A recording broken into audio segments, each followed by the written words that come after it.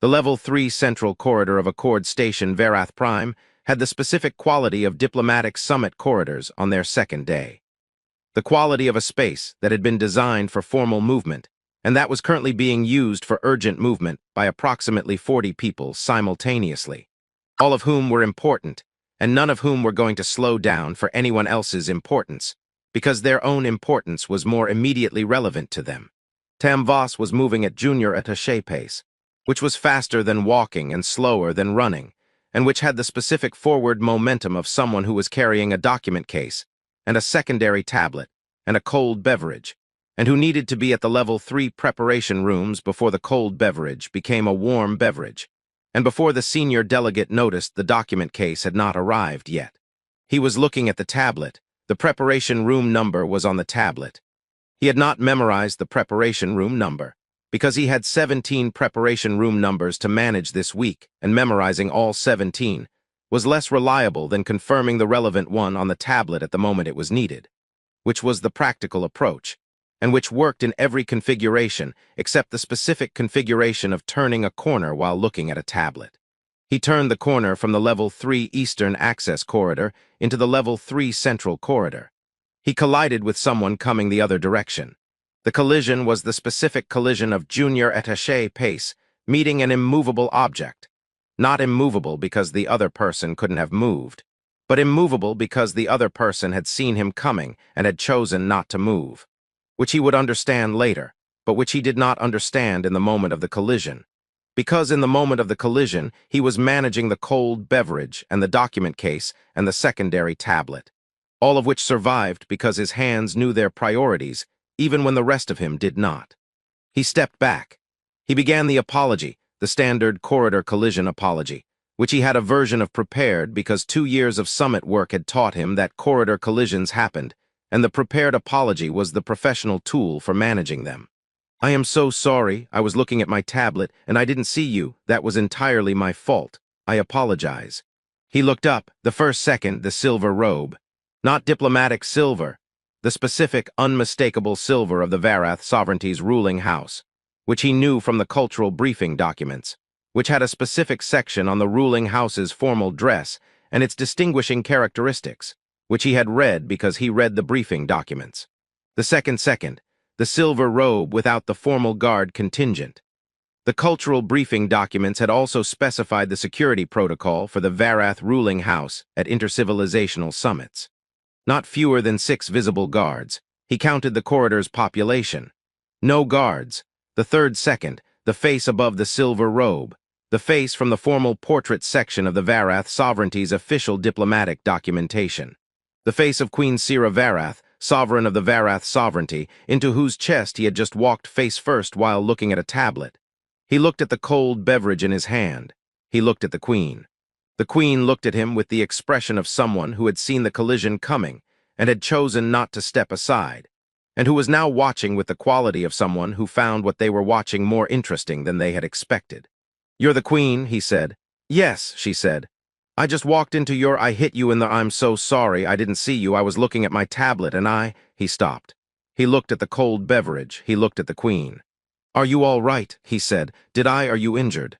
She looked at him for a moment that had the quality of someone genuinely assessing a question that people did not usually ask her. "No," she said. "I am not injured." "Good," he said, and then because his brain had not yet engaged the professional filter that would have caught it. "Why didn't you step aside? You could see me coming." The Queen's expression changed. Not the composed, diplomatic expression, not offense, but the expression of someone who had just heard something they did not expect to hear, and who found the hearing, in the involuntary way of genuine responses, interesting. "I wanted to see," she said, "what you would do." Tam looked at the cold beverage.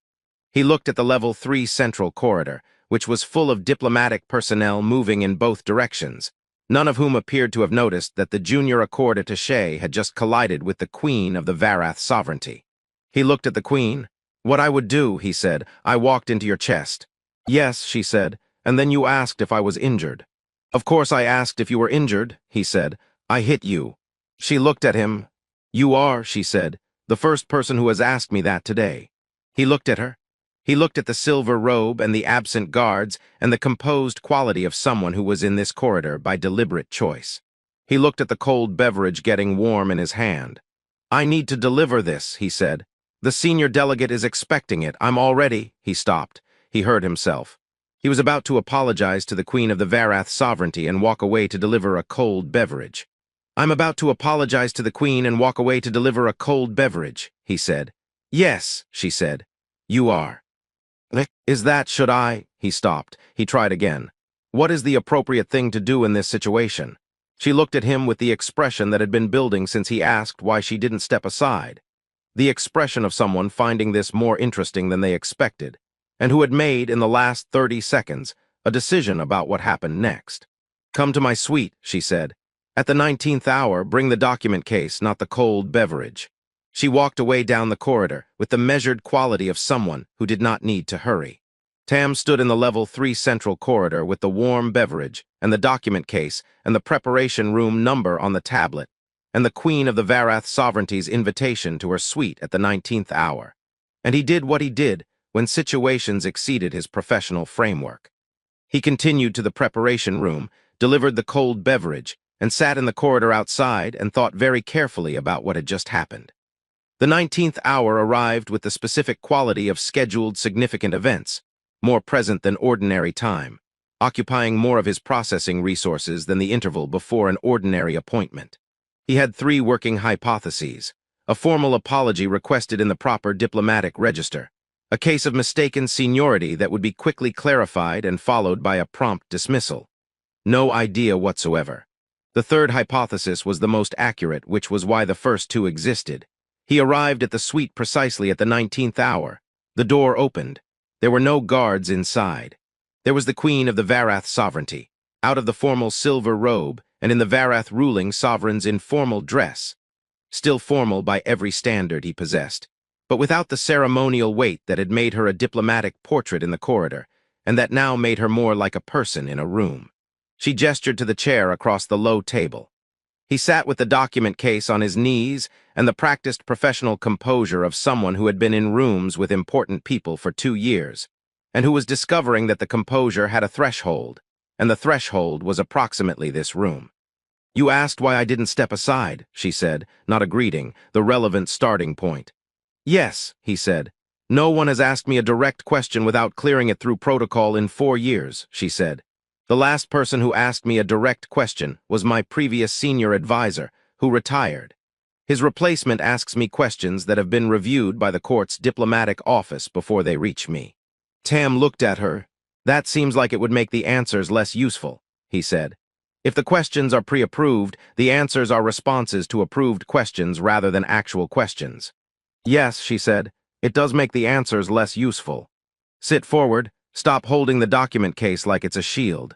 He looked at the document case. He put it on the table. "You said to bring it," he said. "I said bring the document case, not the cold beverage," she said. "I wanted to see if you would actually bring it or come empty-handed, because you determined a junior attaché didn't need documentation for an audience with the Varath sovereignty's ruling queen." "I almost came empty-handed," he said. "And then I thought she specifically said document case, so I brought it." "Why did you almost come empty-handed?" "Because I couldn't figure out what documentation would be relevant, and I didn't want to bring the wrong things," he said. A document case with irrelevant documents seemed worse than no document case. And then I decided that following the specific instruction was better than substituting my judgment for it when I didn't have enough information to make a better judgment," he said. She looked at him with the expression from the corridor, finding this more interesting than expected. "You had enough self-awareness to know the limits of your information," she said. "I'm a junior attaché," he said. "Self-awareness about the limits of my information is basically the job description." She was quiet for a moment. He was assembling the picture with the available pieces: the corridor without guards, the suite without guards, the direct questions without protocol clearance, the specific quality of someone who was at a diplomatic summit and was looking, underneath the summit's formal structure, for something the formal structure was not providing. "The Herath Summit," he said. "What's it actually for?" She looked at him. "The stated agenda." "I know the stated agenda," he said. "I've read the briefing documents. I'm asking what it's actually for." She was quiet for a moment with the quality of someone deciding how to respond to a question that was not supposed to be asked directly. The Herath Summit, she said, is an opportunity for 14 civilizations to perform the appearance of intercivilizational cooperation in a context that produces no binding agreements and advances no actual interests. Then why are you here, he said, if it produces nothing? Because not attending produces worse outcomes than attending and producing nothing, she said. The absence of the Varath sovereignty would be interpreted as a political signal. The presence performs the signal we prefer. What signal do you prefer? He said. She looked at him. That is the question I have been trying to determine the answer to for the past 6 months, she said. The Varath sovereignty is in a specific political position. The position requires a specific strategic choice. The choice has not been made because the advisors who should be helping me make it are providing reviewed answers to pre-approved questions. And you came to the Herath Summit without the formal guard contingent, he said slowly, in a corridor where you could encounter people who didn't know they were talking to you. To find someone who would give me actual information, she said, instead of the information that had been determined to be appropriate for me to have. He looked at her, he looked at the document case on the table. I'm a junior attaché, he said. The information I have is logistical. Room bookings and document management, and you read the briefing documents, she said. Yes, he said. All of them, she said, including the annexes. He looked at her. How do you know I read the annexes? Because when I mentioned the stated agenda, you knew what it was without consulting the document case, she said. The stated agenda is in the main briefing document. The actual political dynamics of the summit, which you were about to describe, are in the annexes. Most senior delegates don't read the annexes. Their staff summarize them. I read everything, he said. I'm not important enough to have someone summarize things for me. I have to read the actual documents. Yes, she said. I know. Sit forward. Tell me what the annexes say about the Varathketh boundary dispute and its relationship to the current summit's secondary agenda. He sat forward. He told her.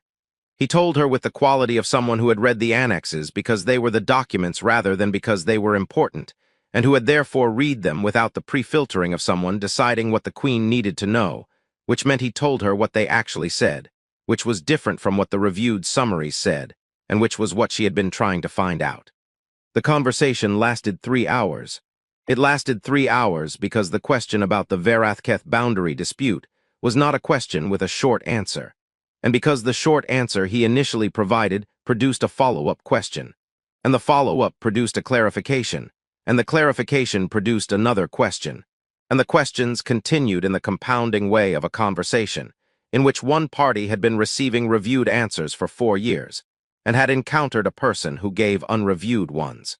What Tam knew about the Varathketh boundary dispute that the reviewed summaries did not contain. The dispute had a specific technical dimension involving the monitoring station network in the disputed zone, and the monitoring station network's technical documentation in the annexes appendices, which were the documents after the annexes, and that essentially no one read because the annexes were already the documents most people didn't read, described a specific infrastructure gap in the network's eastern sector that had been flagged for 3 years and had not been addressed. The reason it had not been addressed was in the appendices footnotes. The reason. The gap required a joint maintenance agreement between the Varath sovereignty and the Keth Confederation, because the gap was in the zone where the monitoring network crossed the disputed boundary, and the joint maintenance agreement required both parties to acknowledge the boundary's current status. And acknowledging the boundary's current status was politically impossible for both parties because the acknowledgement would be interpreted as a concession by whichever party acknowledged first.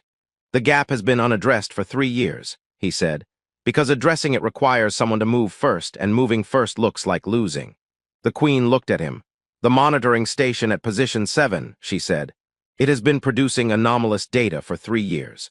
The Varath sovereignty's technical staff has been unable to determine whether the anomaly is a sensor malfunction or a genuine atmospheric phenomenon, because accessing the station requires the joint agreement. Yes, he said.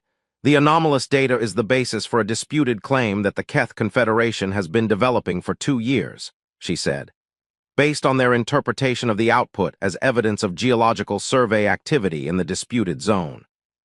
Is the claim accurate? He said. No, she said.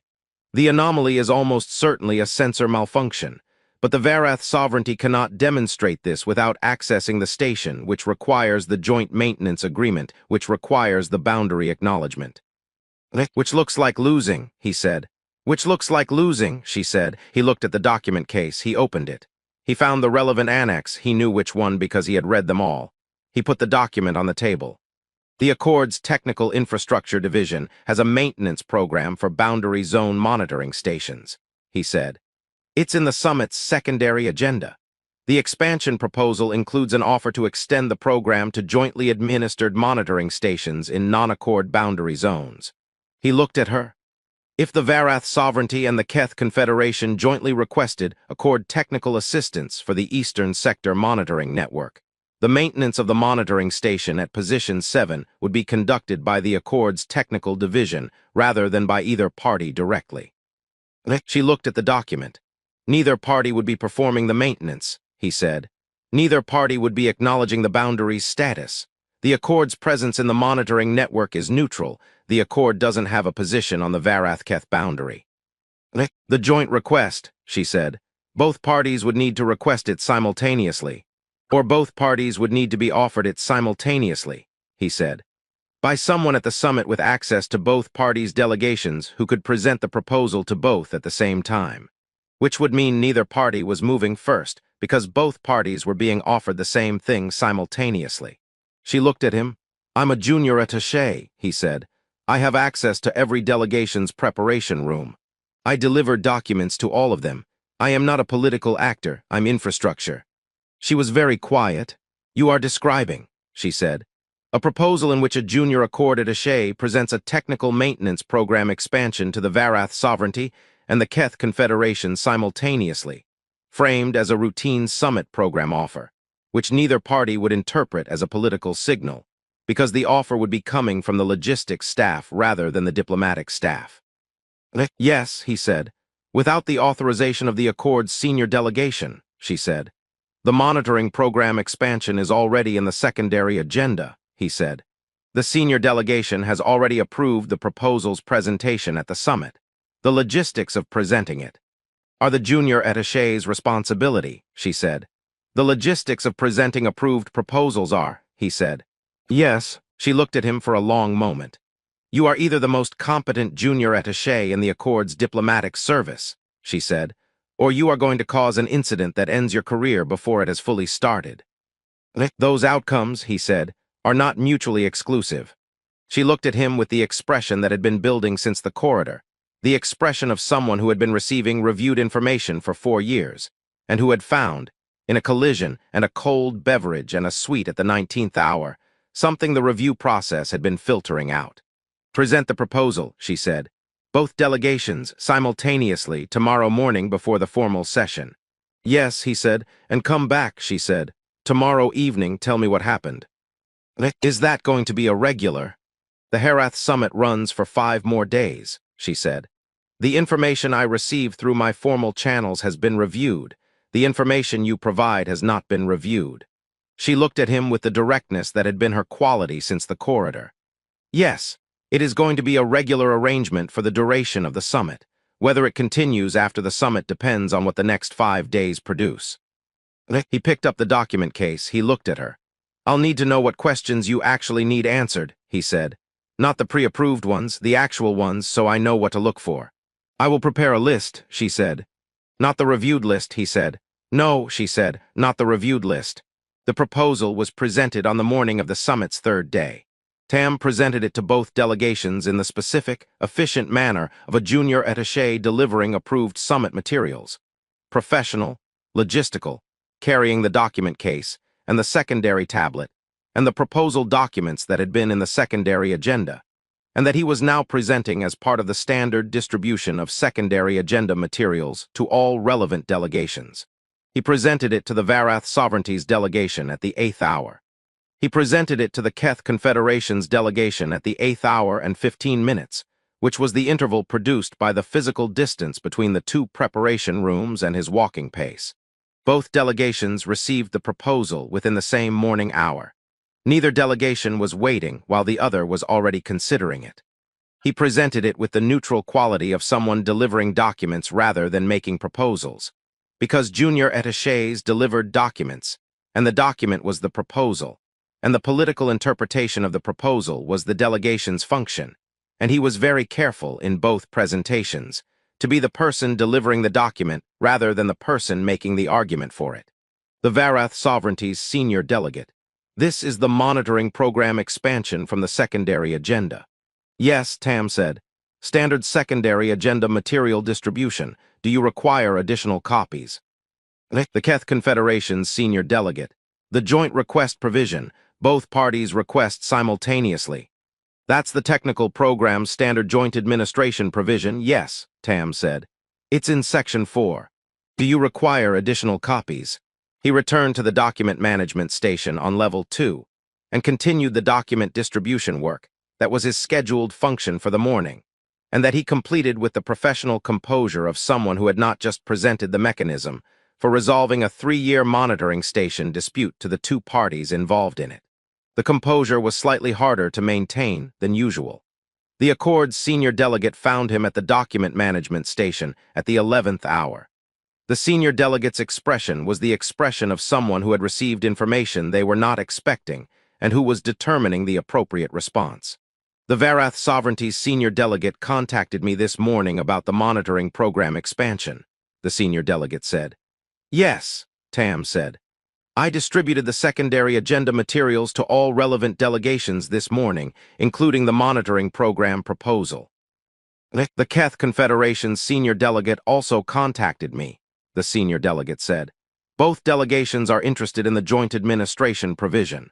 The joint administration provision is in Section 4, Tam said. It's the standard provision for non-accord boundary zones. The senior delegate looked at him. The monitoring program's expansion to non-accord boundary zones has been in the secondary agenda for 2 summits without generating interest from either the Varath Sovereignty or the Keth Confederation, the senior delegate said. Yes, Tam said. The timing of the distribution may have been relevant. Both delegations received the materials in the same morning. The timing, the senior delegate said, was that deliberate? Tam looked at the document management station. He looked at the senior delegate. The distribution schedule is determined by the preparation room locations and my walking pace, he said. The Varath and Keth preparation rooms are in the same corridor section. He paused. The distribution schedule was efficient. The senior delegate looked at him for a long moment. The Accord's senior diplomatic staff will be facilitating a joint working session between the Varath and Keth delegations on the monitoring program proposal this afternoon, the senior delegate said. I expect the logistics of the working session to be excellently managed. Yes, Tam said. I'll handle the room booking and the document distribution. I expect so, the senior delegate said and left. Tam returned to the document management station. He booked the working session room. He prepared the document distribution. He managed the afternoon with the professional competence of someone who was very good at logistics, and who was, in the specific way of someone who had set something in motion, and was now watching it move, watching the working session take place in the room he had booked with the documents he had distributed. He went to the suite at the 19th hour. The Queen was in the informal dress. The low table had 2 settings, which was different from the previous evening's 1 setting, and the 2 settings had the quality of something decided rather than something offered. He put the document case on the table. The working session, she said. The Accord's senior delegation facilitated a joint session between the Varath and Keth delegations this afternoon, he said. The joint administration provision for the Eastern Sector Monitoring Network was the primary topic. The session produced a preliminary framework for a joint request. A preliminary framework, she said. The joint request requires both parties' formal authorization, he said. The preliminary framework is the basis for the formal authorization process, which will take place through standard diplomatic channels after the summit. The monitoring station at Position 7's maintenance will be on the Accord Technical Division schedule within the standard processing timeline. She was quiet for a moment. 3 years, she said. The monitoring station at Position 7 has been producing anomalous data for 3 years. Yes, he said, and the resolution took 1 morning, he said, and the annexes, appendices, footnotes. She looked at him with the expression that had been building since the corridor. The full expression now, without the diplomatic composure managing it, without the formal register of a ruling sovereign in an official context. The expression of someone who had been receiving reviewed information for 4 years and who had found, in 5 days, more actual information than the 4 years had provided. "The summit ends in 2 days," she said. "Yes," he said. "The arrangement," she said. "You said the arrangement's continuation after the summit depended on what the 5 days produced." "You said that," he corrected, in the honest way that had been his quality since the corridor. "I was quoting you." She looked at him. "I said it," she acknowledged. "The 5 days have produced a preliminary framework for the monitoring station joint request. A corrected understanding of the Varathketh boundary disputes actual status. 3 conversations about the summit's secondary agenda that have been more useful than the formal sessions, and the specific experience of having questions answered by someone who did not review the answers before providing them." "What did the 5 days not produce?" he said. She looked at him. "That is the question I was about to ask you," she said. He looked at the 2 settings on the low table. He thought about the question with the honest quality that had been his since the corridor. The quality that was not performed, but was what happened when he did not have enough political standing to manage his responses for political purposes. "The 5 days didn't produce a mechanism for the arrangement's continuation," he said. "Which is a logistical problem. I'm a junior attaché. The Accord's diplomatic service has an assignment structure. After the summit, I go back to the assignment structure, and the Queen of the Varath sovereignty goes back to the Varath sovereignty, and the arrangement ends because the physical proximity that produced it ends." She looked at him. "The Varath sovereignty has a standard diplomatic exchange program with the Accord," she said. "The program places Accord personnel in advisory roles at the Varath court for 6-month rotations." He looked at her. "The advisory role for technical and logistical coordination of intercivilizational agreements, specifically, agreements involving monitoring programs and boundary zone infrastructure, has been vacant for the current rotation," she said. He looked at the document case. He looked at the 2 settings on the low table. He looked at the Queen of the Varath sovereignty, who had just described the mechanism for the arrangement's continuation in the specific, direct way of someone who reads the footnotes and knows what the footnotes say and has prepared accordingly. "That role would be filled through the Accord's diplomatic service assignment structure," he said. "Yes," she said. "The assignment requires a request from the Varath sovereignty's court and the approval of the Accord's diplomatic service." "The request," he said, "has it been made?" "It was made this afternoon," she said, "through the standard diplomatic channels, after the working session produced the preliminary framework." He looked at her. "You made the request this afternoon."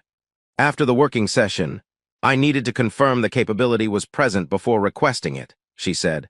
"The working session confirmed it." He was quiet for a moment. "The monitoring station proposal," he said slowly. Was the point of the monitoring station proposal to confirm. The monitoring station proposal was the correct solution to a 3-year infrastructure problem, she said. It was also, secondarily, the confirmation I needed. He looked at her. "You used the monitoring station problem to test whether the solution I described would actually work." "I used the monitoring station problem," she said, "to determine whether the person who described the solution understood it or whether it had merely sounded plausible. A person who understands a solution can implement it. A person for whom it sounds plausible cannot. And the preliminary framework confirmed the implementation," he said. "Yes," she said. He opened the document case. He found the document he had placed in it that afternoon, before the 19th hour, on the basis of a working hypothesis about what the session might require. The advisory roles, standard terms, and conditions from the Accord Diplomatic Services standard documentation, which was available in the summit's reference library and which he had retrieved and placed in the document case, because he read the documents, and sometimes the documents you might need were worth having before you needed them. He put the document on the low table. She looked at it. She looked at him. "You brought the advisory role documentation," she said. "You read the assignment structure's approval criteria," he said. It seemed relevant that one of us had the actual document. She looked at the document. "The footnotes," she said, "of the advisory role's standard terms. Section 7, subsection 3, he said. The advisory role's scope includes direct access to the requesting sovereign for the purpose of logistical and technical coordination. He looked at her. No protocol review for logistical and technical questions. She looked at Section 7, Subsection 3. No protocol review, she said. For logistical and technical questions, he said, which, depending on how logistical and technical are interpreted, she said, by the advisory role personnel and the requesting sovereign jointly. Yes, he said. She looked at the document. She looked at the two settings on the low table. She looked at everything that had been built in 5 days, from a cold beverage and a chest-level collision, and a direct question about why she hadn't stepped aside. Tam Voss, she said, the first time she had used his name, which she knew because she had read the summit's logistics documentation, which included the staff roster, which included his name and assignment and document distribution schedule and position in the Level 3 central corridor at the specific time she had chosen to be there. Yes, he said, the collision, she said. In the corridor, I chose not to step aside. I know, he said, and you asked if I was injured, she said. I hit you, he said. Of course I asked. She looked at him with the full expression, composed and underneath, and 5 days' worth of the thing that had been developing, and she said, no one had asked me that in a very long time, whether I was all right, whether what had happened had affected me. He looked at her. He looked at the Queen of the Varath sovereignty, who had been in a diplomatic summit looking for someone who would answer actual questions with actual answers, and who had found that person in a corridor collision, and who had been, in the 5 days since, conducting herself with the quiet precision of someone who reads the footnotes and plans accordingly, and who is, underneath the planning and the footnotes and the requests through standard channels. A person who had been asking for a long time whether someone would simply ask if she was all right. Are you all right? He said, not diplomatically, actually. She was quiet for a moment that had the quality of someone receiving a question they had arranged to be asked, and that still, in the asking, was more than they had fully prepared for. Better, she said, since the corridor, better. He looked at the two settings on the low table. He looked at the advisory role documentation with Section 7, Subsection 3. He looked at 5 days of 19th hour sessions and 1 preliminary framework and 1 request through standard channels. 6 months, he said, for the initial rotation. Extensions are standard, she said, for roles that produce useful results. He looked at her. I read everything, he said, the main documents and the annexes and the appendices and the footnotes. I know, she said. That is why the request was made. And the corridor, he said, that is why you didn't step aside. Yes, she said, both things. He put the document case on the table beside the advisory role documentation. He looked at the two settings. He looked at the Queen of the Varath sovereignty, who had chosen not to step aside to see what would happen, and who had read the logistics documentation to put herself in the right corridor at the right time, and who had, in 5 days, built something from a cold beverage and an honest question, and the footnotes of the appendices of the annexes. The advisory role's start date, he said, after the summit's conclusion. Yes, she said. 2 days, he said. Yes, she said. He looked at the two settings. Then we should use the 2 days to review whatever in the secondary agenda hasn't been addressed yet, he said. There are 3 items in the annexes that haven't come up in the evening sessions. She looked at him. The third expression, the one that had been developing over 5 days and that had arrived at its full quality, the quality of someone who had found what they were looking for. 3 items, she said. The Border Transit Protocol Review, the Joint Cultural Exchange Program's 3rd-year assessment, and the Environmental Monitoring Framework's renewal, he said. All 3 have implications for the Varath sovereignty's current strategic position. All 3 are in the annexes. None of the reviewed summaries appear to have flagged them. She looked at him for a long moment. The Border Transit Protocol Review, she said. Start there. He opened the document case. He found the relevant annex. He put it on the low table between the two settings. They began. Outside, the Herath Summit continued its second-to-last day, with the formal, managed, reviewed quality of a diplomatic summit, performing the appearance of intercivilizational cooperation. Inside the suite, 2 people were reading the annexes together, and the annexes had 3 items that hadn't been addressed yet. And the 2 days before the summit's conclusion were exactly enough time to address them if the reading was done with the careful, honest, unreviewed attention that significant things deserved. The cold beverage from the corridor was long gone. The document case was on the table. The advisory roll documentation was beside it, open to Section 7, Subsection 3. The corridor had been the beginning. The beginning had produced 5 days. The 5 days had produced a preliminary framework and a request through standard channels and 2 settings on a low table and 3 items in the annexes, and 2 days remaining and no projected end date for what came after, which was the appropriate timeline for something built from footnotes and honesty, and a collision in a corridor by someone who had chosen not to step aside to see what would happen. What happened, it turned out, was this.